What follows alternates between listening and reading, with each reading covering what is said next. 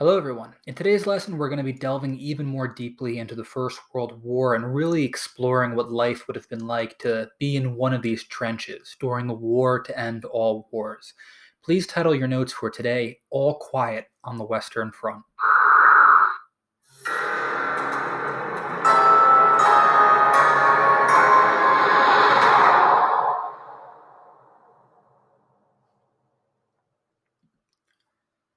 So, this is what you would find if you were to visit the Western Front today. These are the remnants of the Battle of Verdun. You can see here the massive chasms, the massive hills left over from the artillery fire and the bombs, where so many young men lost their lives during this conflict. A haunting sight if you were to visit today to see these hills that still remain. So, in terms of trench warfare, trenches, just so you understand, are channels that are essentially dug into the dirt. In between both enemy sides' trenches is what's called no man's land. And it's really called no man's land for two reasons. One, no one owns this land. That is your objective, to take control of it. And no one survives who goes there.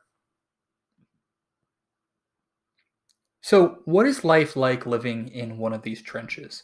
In addition to it just being incredibly dirty and filthy, soldiers would likely classify their lives as one plagued by boredom and anxiety, sitting, writing letters, playing cards, but in the back of your mind, thinking that something always could happen at any moment. A bomb could fall on you and you could instantly be killed. Food mostly came from cans. It was very, very disgusting, very difficult to digest. Men were extremely sleep deprived. The circadian rhythm of kind of sleeping at night and being awake during the day was largely backwards because you would be expecting an attack to take place at night. So you'd be working at night and typically sleeping during the day. Conditions were extremely bad. You were in trenches, they were filled with water. There was tons of bugs and disease. Of course, Spanish flu really is born from World War I and men sleeping close to animals. And we also have a rare condition called trench foot. So brace yourselves, this image is pretty grotesque. This is what trench foot would typically look like for an inflicted person. This comes from being in dirty water for large amounts of time, causing massive blisters to the point where someone's foot would need to be amputated. So this is a diagram of what a trench would typically look like. Again, you're seeing the trenches are much more complex than you might initially think. So this is the front line trench, but it typically goes back and there are support trenches as well as underground bunkers for planning and strategizing as well. And then of course, no man's land is what you were trying to take over. And this is a zoomed in view of it, again, trying to cross no man's land to get to the opposite side.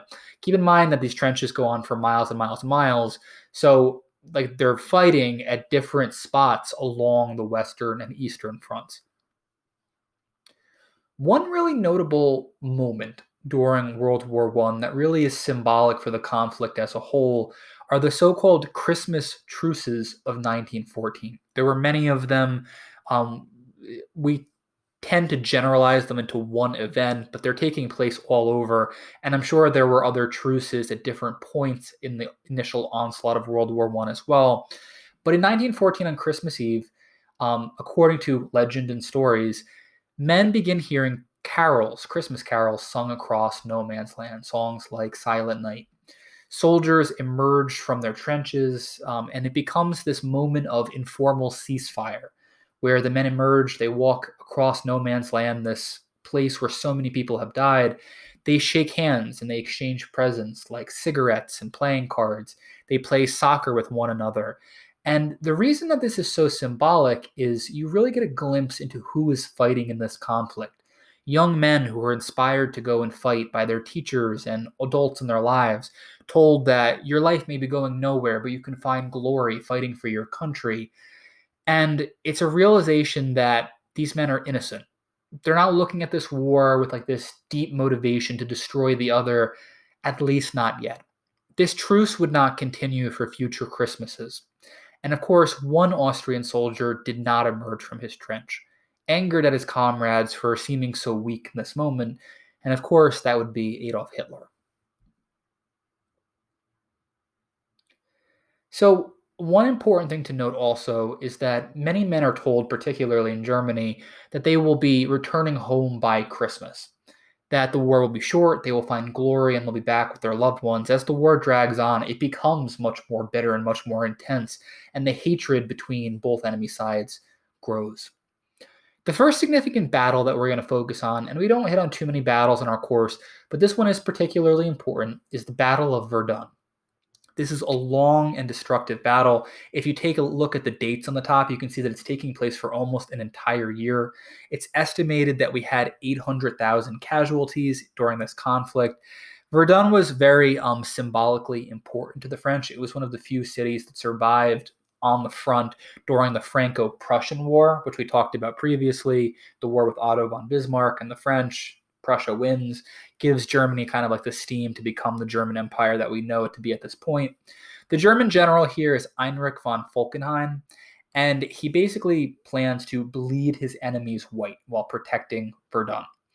Um, so the idea is supposed to be that you're going to implement what's called attrition warfare.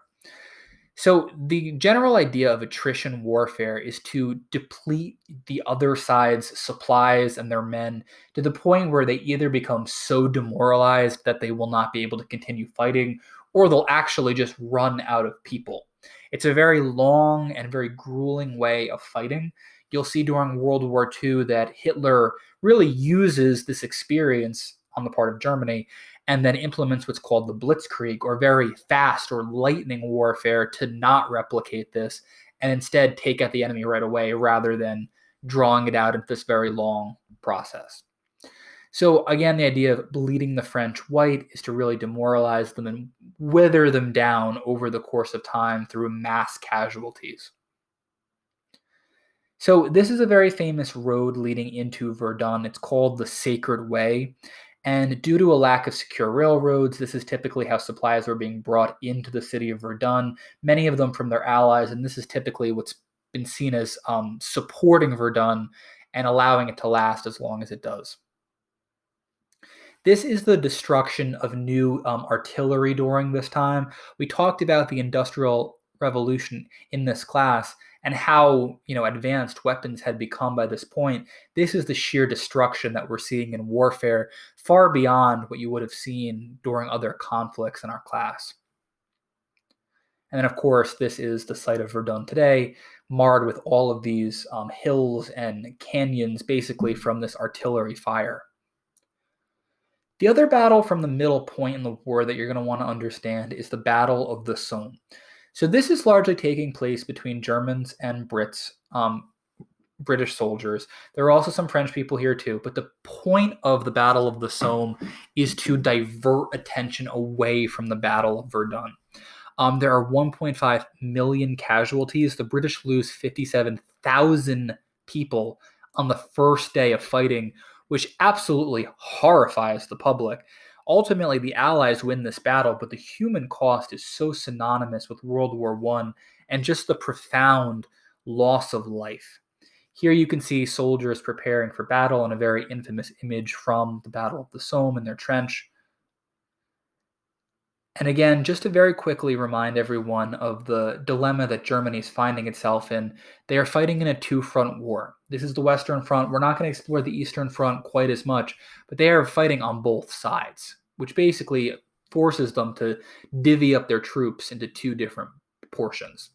So now you may be looking at this map and saying, okay, if you're Germany, what access point do you have besides the fronts? It's really up toward the north. And the British, having a superior navy, make a massive blockade stemming between Norway, Sweden, and Denmark across the North Sea back into Great Britain to completely cut Germany off. So you can see Germany really has no way to get out of the central part of Europe now. And just to show you very quickly on a map, this showcases it even more clearly. These are the different blockades that are formed by the British. So you can see how there's a closed blockade here, a blockade here, which really prevents the Germans from really getting around Great Britain to attack them from any other angles. So World War One has some significant moments on the seas as well. You may have heard of the Lusitania before, but the Germans begin using what are called U-boats or submarines, underwater boats, to sink British ships. In 1915, they famously sink a British commercial ship. 157 Americans are killed on this vessel, which totally outrages the American public. And a big question becomes, will the Americans finally get involved in World War One? But despite this, the Americans largely maintained neutrality, at least for a time. This is an image of the Lusitania sinking, kind of in a very similar style to what you would have seen from the Titanic. So in 1916, another vessel is also sunk by the Germans called the Sussex.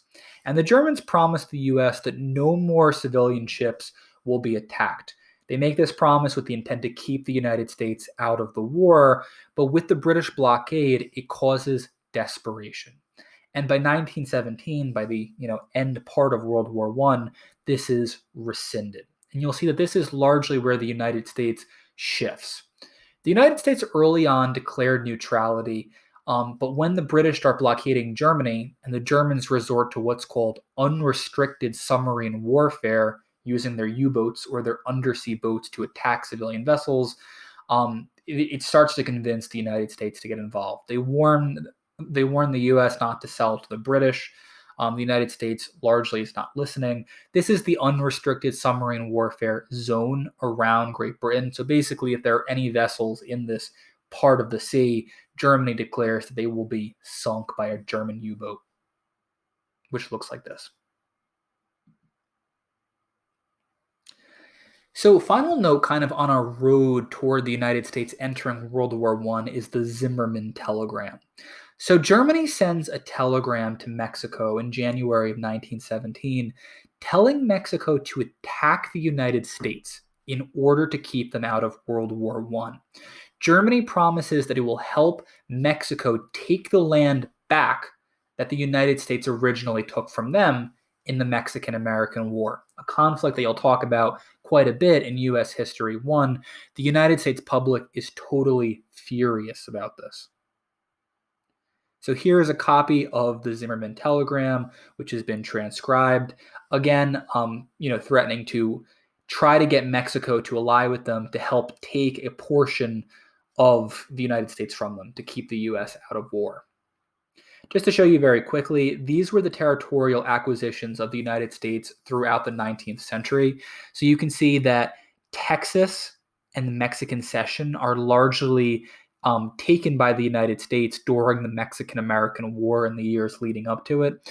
So what Germany is offering is if Mexico agrees to attack the United States from the south, that it will help them take back these states like Texas, like Arizona, like New Mexico. And that red line was the territory that Germany originally had before the Mexican-American War. So going forward, we'll talk about the United States' entry into World War I and how that profoundly changes the schematic of the conflict. Then we'll start to move toward the peace agreements that really wrap up the Great War and talk about what consequences they have.